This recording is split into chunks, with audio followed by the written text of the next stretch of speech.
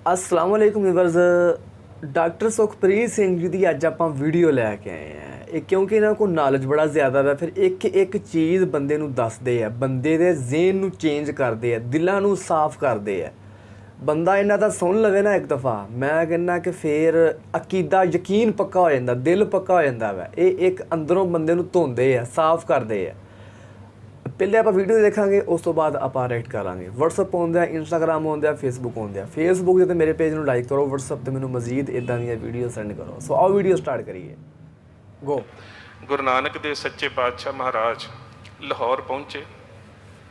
एक घर के अगे रुके ने ते मर्दाने ने एक सवाल किया, मर्दानिया ये किसका घर है? इन्नी चहल पहल, इन्ने मेहमान, इन्ने शमियाने लगे हुए ने, इन्नी रौनक है, ये किहदा घर है? मर्दाना पता करके आया ते आके जवाब दिंदा है, पातशाह दुनी चंद का घर है, सेठ दुनी चंद का घर। पातशाह कहते इन्नी चहल पहल क्यों, इन्ने लोग क्यों, इन्ने मेहमान क्यों? वो कहता है, पातशाह इसके पिता की मौत हो गई है, कुछ समा होया है, तो ये अपने पिता के श्राद्ध कर रहे हैं। हुण ख्याल करियो कि असी श्राद्ध नहीं करते। श्राद्ध की है? नहीं करते श्राद्ध, करते हैं असी। श्राद्ध के बारे में लिखिया है कि किसी भी व्यक्ति के अंतिम चलाने तो बाद जिहड़ी अंतिम अरदास है उहदे तो बाद कोई कर्म नहीं। असी वरीणे का पाठ कराउंदे कि नहीं कराउंदे? कराउंदे हैं जी। तो वरीणे के पाठ के समय असी जुत्ती भी तो बर्तन भी तो बस्तर भी तो बिस्तरा भी सब कुछ दिन्ने ना। ये मर्यादा साडी नहीं। ये गुरुड़ पुराण दे विच लिखिया है। गुरुड़ पुराण दे विच लिखिया है कि जदों बंदा मर जाता है, मरण तो बाद उहदी आत्मा जिहड़ी पितर लोक च चली जाती है, तो 13 महीने वो आत्मा पितर लोक दे विच रहिंदी है। ते पितर लोक दे दरवाजे 13 महीने तक बंद हो जाते हैं। इस करके 13 महीने तो पहला जे तुसी अपने बापू वास्ते उपर कुछ भेजना तो भेज सकते हो, नहीं तो उस तो बाद दरवाजे बंद हो जाएंगे। असी भी वरीणा जोड़ लिया, हुण ये भी तो श्राद्ध ही है ना। वक्री गल असी किस्म बदल ली भी नहीं, असी उतरा नहीं करते, असी पंडित सदके नहीं करते, असी भाई सदके कर लेने। हुण मेरे एक गल का ख्याल करियो, एक कपड़ियां दी ते वस्त्रां दी ते बर्तनां दी ते खाण दी लोड़ तन नूं है, आत्मा नूं नहीं। तन ते सड़ जांदा है। तो फिर पितर लोक दे विचों 13 महीने बाद जिहदी स्वर्ग की फ्लाइट हुंदी उधर चली जाती है, जिहदी नरक की फ्लाइट हुंदी उधर चली जाती। ट्रांजिट बना दिता उन्होंने एक। ते गुरुदेव पातशाह गए दुनी चंद के घर। दुनी चंद की कर रहे हैं? पातशाह श्राद्ध। श्राद्ध 4 तरह के होंगे ने, पारवण श्राद्ध, नित्या श्राद्ध, कुश्याह श्राद्ध ते महाल्या श्राद्ध। इन्हां दीयां 4 किस्मां ने। पातशाह कहते दुनी चंद की कर रहे हैं? पातशाह पिता दे श्राद्ध कर रहे हैं। पातशाह कहते इहदे नाल की होवेगा? कहता जो कुछ भी मैं अपने घर दे विच सद के पुजारी नूं अर्पित करांगा वो सब कुछ मेरे पिता जी तक पहुँच जाएगा। बड़ा प्यारा कौतक किया गुरु नानक साहब ने एक सानू समझाउण दे वास्ते। एक गल वखरी असी नहीं समझे, सानू समझाउण दे वास्ते गुरु साहब ने एक बड़ा प्यारा कौतक किया है। अपने बगल दे विचों, अपने चोले दे विचों एक सूई कढ़ के दुनी चंद नूं दे दित्ती। आ लै दुनी चंद, जदों तेरे घर दे विच श्राद्ध दी रस्म होवेगी, जदों पुजारी जी तेनों महामुक्ति मंत्र देणगे ना, तो आ सूई पुजारी जी नूं दे दें ते उन्हां नूं कह दें कि पितर लोक दे विच पहुंचा देण, अगे जाके मैं आपे लै लूँगा। आ गए पुजारी जी घर, सब कुछ खादा। मैं तो कई बार श्राद्धां ते भी हैरान हो जाना, क्योंकि मेरे यार दोस्त ने कई ਜਿਹੜੇ गैर सिख ने उन्होंने धर्म च होंदे ने, बापू की मौत शुगर के नाल होई हुंदी है ते पुजारी जी नूं रसगुल्ले खवाई जाणगे। ते मैं कहना हुन्ना भी जे सचमुच ही ये चीज़ां उत्ते जांदियां होण ते बापू दा तां होर बुरा हाल हो जू ना। सारी उम्र मिठे का परहेज करता रहा, हुण तुसीं मिठा उत्ते भेजी जांदे हो। मैं तुहानूं एक सच्ची घटना दसदा, मैं उसनूं लिखिया भी सी एक किताब दे विच। मैं जदों चंडीगढ़ पढ़दा सी ते तुहाडे लागे हरिद्वार दे कोल उस बच्ची दा पिंड है। हुण वो टोरंटो यूनीवर्सिटी दे विच न्यूक्लियर मैਡੀਸਨ की प्रोफैसर है। हिंदू परिवार की बच्ची सी। पता नहीं किवें उहदे मन दे विच आया कि एक दिन उन्हें क्लास दे विच बैठिया कहंदी कि आसा दी वार की हुंदी है? मैं कहा गुरु नानक साहब की बाणी है। कहंदी हिंदी दे विच जां अंग्रेजी च मिल सकती है? मैं कहा बिल्कुल मिल सकती है। मैं उसनूं जदों अमृतसर गया घर वापस, तो आसा दी वार की ट्रांसलेशन वाली एक पोथी लिया के दे दी। ਹੁਣ ਆਸਾ ਦੀ ਵਾਰ ਤੇ ਅਸੀਂ ਸਾਰੇ ਹੀ ਪੜ੍ਹਦੇ ਹਾਂ, ਇਹਦੇ 'ਚ ਕੋਈ ਸ਼ੱਕ ਨਹੀਂ, ਹਰ ਗੁਰਦੁਆਰੇ 'ਚ ਕੀਰਤਨ ਹੁੰਦਾ, ਪਰ ਅਸਰ ਕੌਣ ਕਰਦਾ ਹੈ? ਫਿਰ ਉਸ ਬੱਚੀ ਨੇ ਇੱਕ ਵਾਰੀ ਜਦੋਂ ਕੈਨੇਡਾ ਜਾ ਰਹੀ ਸੀ ਨਾ, ਤੇ ਉਹਨੇ ਮੈਨੂੰ ਇੱਕ ਗੱਲ ਦੱਸੀ, ਮੈਨੂੰ ਕਹਿੰਦੀ ਸੁਖਪ੍ਰੀਤ, ਕਹਿੰਦੀ ਕਿ ਆਸਾ ਦੀ ਵਾਰ ਦੇ ਪੜ੍ਹਨ ਦੇ ਨਾਲ ਨਾ ਮੇਰੇ ਤੇ ਬੜਾ ਅਸਰ ਹੋਇਆ। ਤੇ ਕਹਿੰਦੀ ਮੈਂ ਪ੍ਰੈਕਟੀਕਲੀ ਵੇਖਿਆ। ਮੈਂ ਕਿਹਾ ਕੀ ਵੇਖਿਆ? ਕਹਿੰਦੀ ਹੋਸਟਲ 'ਚ ਚਿੱਠੀ ਆਈ ਕਿ ਦਾਦਾ ਜੀ ਦੀ ਮੌਤ ਹੋ ਗਈ ਹੈ, ਕਹਿੰਦੀ ਮੈਂ ਘਰ ਚਲੀ ਗਈ। ਹੁਣ ਉਹ ਆਸਾ ਦੀ ਵਾਰ ਪੜ੍ਹ ਚੁੱਕੀ ਸੀ, ਤੇ ਕਹਿੰਦੀ ਦਾਦਾ ਜੀ ਨੂੰ ਜ਼ਮੀਨ ਤੇ ਰੱਖਿਆ, ਮੰਜੇ ਤੇ ਲਾ ਕੇ, ਤੇ ਉਹਨਾਂ ਦੇ ਸਿਰਹਾਣੇ ਇੱਕ ਦੀਵਾ ਰੱਖਿਆ। ਕਹਿੰਦੀ ਮੈਂ ਪੰਡਤ ਜੀ ਨੂੰ ਪਹਿਲਾ ਸਵਾਲ ਕੀਤਾ, ਪੰਡਤ ਜੀ ਦੀਵਾ ਕਿਉਂ ਰੱਖਿਆ? ਰੱਖਦੇ ਨਾ ਜੀ ਅਸੀਂ, ਦੀਵਾ ਕਿਉਂ ਰੱਖਿਆ? ਪੰਡਤ ਜੀ ਕਹਿੰਦੇ ਆਤਮਾ ਨੂੰ ਰਾਹ ਵਿਖਾਉਣ ਦੇ ਵਾਸਤੇ। ਤੇ ਕਹਿੰਦੀ ਮੈਂ ਕਿਹਾ ਵੀ ਜੇ ਫਿਰ ਰਾਹ ਹੀ ਵਿਖਾਉਣਾ ਹੈ ਤੇ ਦੀਵੇ ਦੀ ਜਗ੍ਹਾ ਤੇ ਕੋਈ ਵੱਡੀ ਸਾਰੀ ਸਰਚ ਲਾਈਟ ਰੱਖੋ, ਦੂਰ ਤੱਕ ਰਾਹ ਤਾਂ ਦਿਸੇ, ਨਿੱਕੇ ਜਿਹੇ ਨਾਲ ਕੀ ਬਣਨਾ? ਕਹਿੰਦੀ ਪੰਡਤ ਨੇ ਬੜਾ ਭੈੜਾ ਵੇਖਿਆ ਮੇਰੇ ਵੱਲ। ਕਹਿੰਦੀ ਉਹਦੇ ਤੋਂ ਬਾਅਦ ਮੇਰੇ ਮੰਮੀ ਤੇ ਡੈਡੀ ਪੰਡਤ ਜੀ ਦੇ ਵਾਸਤੇ ਖਾਣ ਲਈ ਲੈ ਕੇ ਆਏ, ਰਸਗੁੱਲੇ, ਗੁਲਾਬ ਜਾਮਨ, ਰਸਗੁਲਾਈ, ਖੀਰ, ਸਭ ਕੁਝ ਖਾਈ ਜਾਣ। ਕਹਿੰਦੀ ਇੱਕ ਦਿਨ ਤੇ ਮੈਂ ਵਹਿੰਦੀ ਰਹੀ, ਤੇ ਕਹਿੰਦੀ ਜਦੋਂ ਦੂਜੇ ਦਿਨ ਪੰਡਤ ਜੀ ਆਏ ਨਾ, ਤੇ ਕਹਿੰਦੀ ਪੰਡਤ ਜੀ ਖਾ ਰਹੇ ਨੇ, ਤੇ ਮੈਂ ਆਪਣੀ ਮੈਡੀਸਨ ਦੀ ਕਿੱਟ ਲਿਆ ਕੇ ਉਹਨਾਂ ਦੇ ਕੋਲ ਬੈਠ ਗਈ, ਦਾਦਾ ਜੀ ਵਾਲੀ। ਕਹਿੰਦੀ ਜਦੋਂ ਉਹਨਾਂ ਨੇ ਖਾਧੀ ਖੀਰ, ਖਾਧੀ ਰਸ ਮਲਾਈ, ਤੇ ਮੈਂ ਕਿਹਾ ਪੰਡਤ ਜੀ ਹੁਣ ਮੁੱਦੇ ਹੋ ਜਾਓ, ਤੁਹਾਨੂੰ ਟੀਕਾ ਲਾਉਣਾ ਪੈਣਾ। ਕਹਿੰਦੀ ਕਿਉਂ? ਕਹਿੰਦੀ ਇਸ ਕਰਕੇ ਕਿ ਜੋ ਤੁਸੀਂ ਖਾ ਰਹੇ ਹੋ ਕਿੱਥੇ ਜਾ ਰਿਹਾ? ਕਹਿੰਦਾ ਪੁੱਤ ਤੇਰੇ ਦਾਦਾ ਜੀ ਦੇ ਕੋਲ। ਕਹਿੰਦੀ ਮੇਰੇ ਦਾਦਾ ਜੀ ਦੀ ਮੌਤ ਤੇ ਸ਼ੂਗਰ ਦੇ ਨਾਲ ਹੋਈ ਸੀ, ਤੇ ਜਦੋਂ ਵੀ ਮਿੱਠਾ ਖਾਂਦੇ ਸੀ ਇਨਸੂਲਿਨ ਦਾ ਇੰਜੈਕਸ਼ਨ ਲਾਉਣਾ ਪੈਂਦਾ ਸੀ। ਹੁਣ ਤੁਸੀਂ ਮਿੱਠਾ ਜਿੰਨਾ ਮਰਜ਼ੀ ਖਾਓ, ਉਹ ਤੇ ਮੇਰੇ ਦਾਦਾ ਜੀ ਤੱਕ ਪਹੁੰਚ ਜਾਏਗਾ। ਹੁਣ ਟੀਕਾ ਵੀ ਰੋਜ਼ ਤੁਸੀਂ ਲਵਾਇਆ ਕਰੋ, ਉਹ ਵੀ ਮੇਰੇ ਦਾਦਾ ਜੀ ਤੱਕ ਦਵਾਈ ਵੀ ਜਾਣੀ ਚਾਹੀਦੀ ਹੈ। ਕਹਿੰਦੀ ਤੀਜੇ ਦਿਨ ਤੋਂ ਬਾਅਦ ਪੰਡਤ ਜੀ ਮੁੜ ਕੇ ਸਾਡੇ ਘਰ ਨਹੀਂ ਆਏ। ਹੁਣ ਕਿਉਂ ਉਸ ਘਰ ਦਾ ਕਰਮਕਾਂਡਾਂ ਤੋਂ ਛੁਟਕਾਰਾ ਹੋ ਗਿਆ? ਕਿਉਂਕਿ ਉਸ ਬੱਚੀ ਨੇ ਸਾਡੇ ਵਾਂਗੂ ਪੜ੍ਹਿਆ ਨਹੀਂ, ਉਸਨੇ ਆਸਾ ਦੀ ਵਾਰ ਨੂੰ ਸਮਝਿਆ। ਅਸੀਂ ਰੋਜ਼ ਪੜ੍ਹ ਰਹੇ ਹਾਂ, ਅਸੀਂ ਸਮਝ ਨਹੀਂ ਰਹੇ। ਸਮੱਸਿਆ ਇੱਥੇ ਹੈ, ਪੜ੍ਹਦੇ ਹਾਂ। ਹੁਣ ਗੁਰੂ ਨਾਨਕ ਸਾਹਿਬ ਉਹ ਸੂਈ ਦੇ ਕੇ ਚਲੇ ਗਏ, ਪੰਡਤ ਜੀ ਆਏ, ਸਭ ਕੁਝ ਖਾਧਾ ਪੀਤਾ। ਜਦੋਂ ਮਹਾਮੁਕਤੀ ਮੰਤਰ ਦੇਣ ਲੱਗੇ ਤੇ ਦੁਨੀ ਚੰਦ ਨੇ ਸੂਈ ਕੱਢ ਕੇ ਸਾਹਮਣੇ ਰੱਖ ਦਿੱਤੀ। ਮੇਰੇ ਘਰ ਇੱਕ ਮਹਾਤਮਾ ਆਏ ਸੀ, ਉਹਨਾਂ ਨੇ ਆਹ ਸੂਈ ਦਿੱਤੀ ਹੈ, ਤੇ ਕਹਿੰਦੇ ਸੀ ਕਿ ਉੱਪਰ ਪਿੱਤਰ ਲੋਕ ਤੱਕ ਤੁਸੀਂ ਪਹੁੰਚਾ ਦਿਓ, ਅੱਗੇ ਜਾ ਕੇ ਮੈਂ ਆਪੇ ਲੈ ਲਵਾਂਗਾ। ਹੁਣ ਪੰਡਤ ਜੀ ਦੇ ਪੈਰਾਂ ਹੇਠੋਂ ਨਿਕਲ ਗਈ ਜ਼ਮੀਨ ਵੀ ਇਹ ਬਰਤਨ, ਬਸਤਰ, ਧਨ, ਅੰਨ ਪਦਾਰਥ, ਇਹ ਤਾਂ ਸਭ ਕੁਝ ਘਰ ਜਾਣਾ, ਹੁਣ ਸੂਈ ਦਾ ਕੀ ਕਰਾਂ? ਕਹਿੰਦਾ ਇੰਨੀਆਂ ਛੇਟੀਆਂ ਚੀਜ਼ਾਂ ਉੱਪਰ ਨਹੀਂ ਜਾਂਦੀਆਂ, ਨਾਲੇ ਉੱਪਰ ਕਿਹੜੇ ਕੱਪੜੇ ਪਾੜਦੇ, ਸੂਈ ਦੀ ਕੀ ਲੋੜ ਹੈ? ਇਹ ਨਹੀਂ ਉੱਪਰ ਭੇਜਣ ਦੀ ਲੋੜ। ਉਹ ਤਾਂ ਇਹ ਕਹਿ ਕੇ ਚਲੇ ਗਏ। ਤੇ ਦੁਨੀ ਚੰਦ ਬੜਾ ਪਰੇਸ਼ਾਨ ਹੈ ਕਿ ਮਹਾਤਮਾ ਆਏ ਸੀ, ਸੂਈ ਦੇ ਕੇ ਗਏ ਸੀ, ਮੈਂ ਉੱਪਰ ਨਹੀਂ ਭੇਜ ਸਕਿਆ। ਪਰੇਸ਼ਾਨ ਵੇਖ ਕੇ ਘਰ ਵਾਲੀ ਕਹਿੰਦੀ ਕੀ ਗੱਲ ਸਵਾਮੀ ਜੀ ਇੰਨੇ ਪਰੇਸ਼ਾਨ ਕਿਉਂ? ਕਹਿੰਦਾ ਜਿਹੜੇ ਘਰ ਮਹਾਤਮਾ ਆਏ ਸੀ ਉਹ ਸੂਈ ਦੇ ਕੇ ਗਏ ਸੀ, ਤੇ ਪੁਜਾਰੀ ਜੀ ਕਹਿ ਰਹੇ ਨੇ ਸੂਈ ਉੱਪਰ ਨਹੀਂ ਜਾ ਸਕਦੀ। ਕਹਿੰਦੀ ਮਹਾਂਪੁਰਸ਼ ਸੀਗੇ, ਜੇ ਨਹੀਂ ਉੱਪਰ ਜਾ ਸਕਦੀ ਤੇ ਮਹਾਂਪੁਰਸ਼ਾਂ ਦੀ ਅਮਾਨਤ ਘਰ ਨਹੀਂ ਰੱਖਣੀ ਚਾਹੀਦੀ। ਚਲੋ ਜਾ ਕੇ ਅਸੀਂ ਉਹਨਾਂ ਦੀ ਸੂਈ ਵਾਪਸ ਕਰ ਆਈਏ। ਲਾਹੌਰ ਸ਼ਹਿਰ ਦੇ ਬਾਹਰ ਦੁਨੀ ਚੰਦ ਤੇ ਦੁਨੀ ਚੰਦ ਦੀ ਪਤਨੀ ਉਸ ਜਗ੍ਹਾ ਤੇ ਆਏ ਜਿੱਥੇ ਗੁਰੂ ਸਾਹਿਬ ਬੈਠੇ ਨੇ, ਤੇ ਸੂਈ ਕੱਢ ਕੇ ਉਸਨੇ ਗੁਰੂ ਨਾਨਕ ਸਾਹਿਬ ਦੇ ਚਰਨਾਂ ਤੇ ਰੱਖ ਦਿੱਤੀ। ਤੇ ਗੁਰੂ ਸਾਹਿਬ ਮੁਸਕਰਾ ਪਏ, ਕਹਿੰਦੇ ਕੀ ਗੱਲ ਦੁਨੀ ਚੰਦ, ਸੂਈ ਉੱਪਰ ਨਹੀਂ ਭੇਜੀ, ਵਾਪਸ ਕਿਉਂ ਲੈ ਆਇਆ?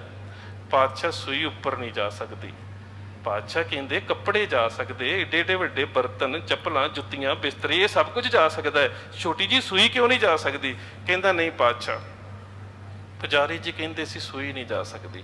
ਫਿਰ ਉੱਥੇ ਗੁਰੂ ਸਾਹਿਬ ਨੇ ਇੱਕ ਬੜਾ ਪਿਆਰਾ ਉਪਦੇਸ਼ ਦਿੱਤਾ ਹੈ, ਜਿਹੜਾ ਅਸੀਂ ਰੋਜ਼ ਪੜ੍ਹਦੇ ਹਾਂ ਪਰ ਅਮਲ ਨਹੀਂ ਕਰਦੇ। ਮੇਰੀਓ ਭੈਣੋ, ਗੁਰੂ ਨਾਨਕ ਸਾਹਿਬ ਦੀ ਉਸ ਗੱਲ ਤੇ ਜੇ ਤੁਸੀਂ ਅਮਲ ਕਰ ਲਓ ਤੇ ਸੱਚ ਜਾਣਿਓ ਇਹਨਾਂ ਵਹਿਮਾਂ ਭਰਮਾਂ ਤੋਂ ਛੁਟਕਾਰਾ ਹੋ ਸਕਦਾ ਹੈ। ਗੁਰੂ ਨਾਨਕ ਸਾਹਿਬ ਨੇ ਇੰਨਾ ਪਿਆਰਾ ਪ੍ਰਮਾਣ ਦਿੱਤਾ ਹੈ ਨਾ, ਜਿਹੜਾ ਕਦੀ ਸੋਚਿਆ ਵੀ ਨਹੀਂ ਜਾ ਸਕਦਾ। ਗੁਰੂ ਸਾਹਿਬ ਕਹਿੰਦੇ ਦੁਨੀ ਚੰਦ, ਮੰਨ ਲਾ ਕਿਸੇ ਚੋਰ ਦੇ ਪਿਤਾ ਦੀ ਮੌਤ ਹੋ ਜਾਵੇ। ਅਸੀਂ ਆਸਾ ਦੀ ਵਾਰ 'ਚ ਪੜ੍ਹਦੇ, ਜੇ ਮੁਹਾਕਾ ਘਰ ਮੂਏ, ਮੁਹਾਕਾ ਕਹਿੰਦੇ ਨੇ ਚੋਰ ਨੂੰ।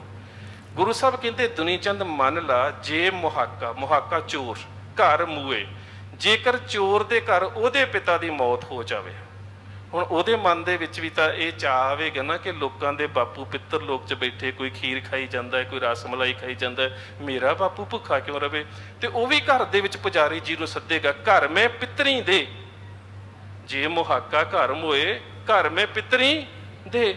ਉਹ ਵੀ ਘਰ ਦੇ ਵਿੱਚ ਸ਼ਰਾਧਾਂ ਦੀ ਸਾਰੀ ਜਿਹੜੀ ਕਿਰਿਆ ਉਹ ਕਰੇਗਾ। ਉਹ ਵੀ ਪੁਜਾਰੀ ਜੀ ਨੂੰ ਸਭ ਕੁਝ ਖਾਣ ਨੂੰ ਦੇਵੇਗਾ, ਵਸਤਰ ਵੀ ਦੇਵੇਗਾ, ਬਰਤਨ ਵੀ ਦੇਵੇਗਾ, ਧਨ ਵੀ ਦੇਵੇਗਾ, ਅੰਨ ਪਦਾਰਥ ਵੀ ਦੇਵੇਗਾ। ਪਰ ਪੇਸ਼ਾ ਚੋਰੀ ਹੈ, ਘਰ 'ਚ ਹੈ ਸਭ ਕੁਝ ਚੋਰੀ ਦਾ।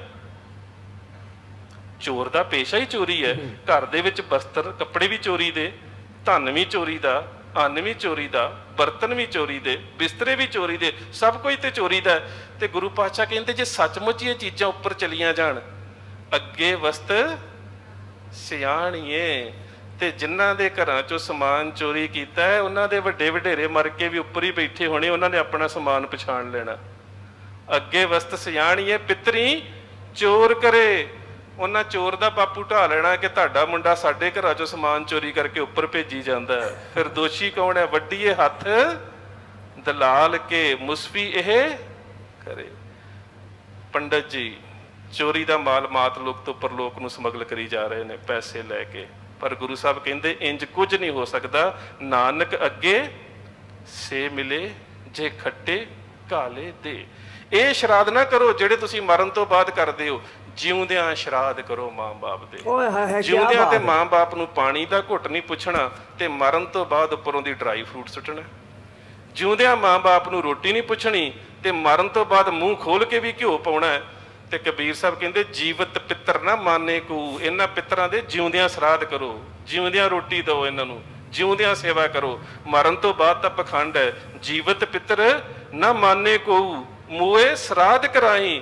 ਪਿੱਤਰ ਵੀ ਬਪਰੇ ਕਹਾ ਕੋ ਪਾਵੈ ਕਊਆ ਕੂਕਰ ਖਾਈ। ਮਾਂ ਨੂੰ ਘਰ 'ਚ ਰੋਟੀ ਨਹੀਂ ਦਿੰਦੇ ਤੇ ਮਰਨ ਤੋਂ ਬਾਅਦ ਮੜੀਆਂ 'ਚ ਵੀ ਰੋਟੀਆਂ ਰੱਖ ਕੇ ਆਉਂਦੇ ਘਿਓ ਨਾਲ ਚੋਪੜ ਕੇ। ਕਊਆ ਕੂਕਰ ਖਾਈ, ਕਾਂ ਕੁੱਤੇ ਖਾਂਦੇ ਨੇ ਪਰ ਮਾਂ-ਬਾਪ ਦੀ ਸੇਵਾ ਨਹੀਂ ਕਰਦੇ ਅਸੀਂ। ਕਰੋ ਸ਼ਰਾਧ ਜੀਵਤ ਪਿੱਤਰ, ਜਿਉਂਦੇ ਪਿੱਤਰਾਂ ਦੇ। ਮਰਨ ਤੋਂ ਬਾਅਦ ਸੱਚ ਜਾਣਿਓ ਇਹ ਜਿੰਨੇ ਵੀ ਅਸੀਂ ਪਖੰਡ ਕਰਦੇ ਹਾਂ ਇਹ ਕੋਈ ਵੀ ਸਾਡੇ ਨਾਲ ਨਹੀਂ ਨਿਭ ਸਕਦਾ। ਇਹ ਮਹਿਜ਼ ਇੱਕ ਪਖੰਡ ਹੈ, ਇਹਦੇ ਤੋਂ ਵੱਧ ਕੁਝ ਵੀ ਨਹੀਂ। ਜੇ ਪਖੰਡ ਕਰਕੇ ਤੁਸੀਂ ਸੰਤੁਸ਼ਟ ਹੋਣਾ ਚਾਹੁੰਦੇ ਹੋ ਫਿਰ ਤੁਸੀਂ ਸ਼ੁਭ ਅਮਲਾਂ ਦੇ ਧਾਰਨੀ ਨਹੀਂ ਹੋ ਸਕਦੇ। ਪਰ ਜੇ ਸ਼ੁਭ ਅਮਲਾਂ ਦੇ ਧਾਰਨੀ ਹੋਣਾ ਹੈ ਤੇ ਫਿਰ ਜ਼ਿੰਦਗੀ ਦੇ ਵਿੱਚ ਪਖੰਡ ਨਾਂ ਦੀ ਕੋਈ ਚੀਜ਼ ਨਹੀਂ। ਫਿਰ ਸਿੱਖ ਤੋਂ ਵਧੀਆ ਆਧੁਨਿਕ ਇਨਸਾਨ ਦੁਨੀਆ ਤੇ ਕਿਹੜਾ ਹੋ ਸਕਦਾ ਹੈ ਜਿਹਦੀ ਜ਼ਿੰਦਗੀ 'ਚ ਕੋਈ ਵਹਿਮ ਹੀ ਨਹੀਂ, ਕੋਈ ਪਖੰਡ ਹੀ ਨਹੀਂ। ਇੰਨੀ ਆਜ਼ਾਦ ਜ਼ਿੰਦਗੀ ਹੈ, ਕਿਸੇ ਤਰ੍ਹਾਂ ਦਾ ਕੋਈ ਵਹਿਮ ਭਰਮ ਨਹੀਂ, ਕੋਈ ਪਖੰਡ ਨਹੀਂ, ਕੋਈ ਜੋਤਿਸ਼ ਨਹੀਂ, ਕੋਈ ਜਾਦੂ ਨਹੀਂ, ਕੋਈ ਟੂਣਾ ਨਹੀਂ, ਕਿਸੇ ਵੀ ਤਰ੍ਹਾਂ ਦਾ। ਆ ਜੰਤਰ ਮੰਤਰ ਤੰਤਰ ਤਿੰਨ ਚੀਜ਼ਾਂ ਨੇ। ਵੀਵਰਸ ਇਹ ਸੀ ਅੱਜ ਦੀ ਵੀਡੀਓ। ਡਾਕਟਰ ਸੁਖਪ੍ਰੀਤ ਸਿੰਘ ਜੀ ਕਿਉਂ ਫਿਰ ਦਿਲ ਸਾਫ਼ ਹੋਇਆ ਕਿ ਨਹੀਂ ਹੋਇਆ ਤੁਸੀਂ ਆਪ ਦੱਸੋ ਜ਼ਰਾ।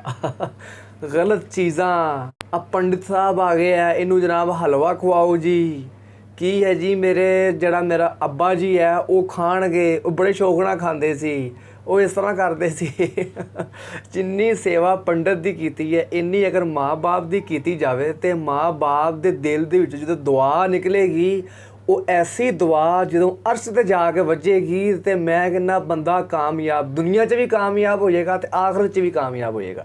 ਇਹ ਡਾਕਟਰ ਸੁਖਪ੍ਰੀਤ ਸਿੰਘ ਜੀ ਨੇ ਬਿਲਕੁਲ ਠੀਕ ਕਿਹਾ ਹੈ ਕਿ ਇਹ ਸਾਰੇ ਪਖੰਡ ਹੈ। ਇਹ ਬਾਬਾ ਨਾਨਕ ਦੇਵ ਜੀ ਦੀ ਤਾਲੀਮ ਹੈ। ਇਸ ਵਾਸਤੇ ਅਸੀਂ ਕਹਿੰਦੇ ਕਿ ਬਾਬਾ ਨਾਨਕ ਦੇਵ ਜੀ ਮੁਸਲਮਾਨ ਸੀ। ਉਹਨਾਂ ਦੇ ਜਿੰਨੇ ਮਤਲਬ ਕਿ ਉਹਨਾਂ ਦੀ ਜੋ ਉਹਨਾਂ ਨੇ ਕਿਹਾ ਇੱਕ ਓਂਕਾਰ, ਮਤਲਬ ਜੋ ਕੁਛ ਉਹਨਾਂ ਨੇ ਦੁਨੀਆ ਨੂੰ ਸਬਕ ਦਿੱਤਾ ਵੈ ਉਹ ਸਾਡੇ ਉਹ ਸੇਮ ਟੂ ਸੇਮ ਮੁਸਲਮਾਨਾਂ ਦੀ ਤਰ੍ਹਾਂ ਦਾ ਹੀ ਹੈ। ਅੱਛਾ ਇੱਕ ਹੋਰ ਚੀਜ਼ ਹੈ ਜੋ ਇਹਨਾਂ ਨੇ ਡਾਕਟਰ ਸੁਖਪ੍ਰੀਤ ਸਿੰਘ ਜੀ ਨੇ ਦੱਸਿਆ ਵੈ। ਅਸੀਂ ਮੁਸਲਮਾਨ ਸਮਝਦੇ ਸੀ ਕਿ ਇਹ ਜਿਹੜੀ ਰਸਮ ਹੈ ਨਾ ਪੰਡਤ ਨੂੰ ਖਵਾਉਣਾ, ਮੌਲਵੀ ਨੂੰ ਖਵਾਉਣਾ, ਇਹ ਪਤਾ ਨਹੀਂ ਇੰਡੀਆ ਤੋਂ ਆਈ ਹੈ, ਇਹ ਪਤਾ ਨਹੀਂ ਸਿੱਖਾਂ ਕੋਲੋਂ ਆਈ ਹੈ। ਪਰ ਇਹਨਾਂ ਦਾ ਮੈਨੂੰ ਇਕੱਠਾ ਸੁਣ ਕੇ ਸਪੀਚ ਸੁਣ ਕੇ ਮੈਨੂੰ ਪਤਾ ਲੱਗ ਗਿਆ ਕਿ ਨਹੀਂ ਇਹ ਸਿੱਖ ਧਰਮ ਦੇ ਵਿੱਚ ਨਹੀਂ ਹੋ ਸਕਦਾ, ਇਹ ਸਰਾਸਰ ਗਲਤ ਫਹਿਮੀ ਹੈ। ਹਾਂ ਇੱਕ ਚੀਜ਼ ਹੈ, ਜਦੋਂ ਬੰਦਾ ਦੁਨੀਆ ਤੋਂ ਚਲਾ ਜਾਂਦਾ ਨਾ ਉਹਦੀ ਸਦਕਾ ਜਿਹੜਾ ਇੱਕ ਚੀਜ਼ ਸਦਕਾ ਵੈ ਜਿਹੜਾ ਉਹਦਾ ਕੰਮ ਹੁੰਦਾ ਵੈ। ਉਹਨੇ ਜ਼ਿੰਦਗੀ ਦੇ ਵਿੱਚ ਪਾਣੀ ਦਾ ਖੂਹ ਲਾਇਆ ਹੋਵੇ, ਲੋਕ ਪਾਣੀ ਪੀਣ, ਉਹਦਾ ਉਹਨੂੰ ਸਵਾਬ ਪਹੁੰਚੇਗਾ।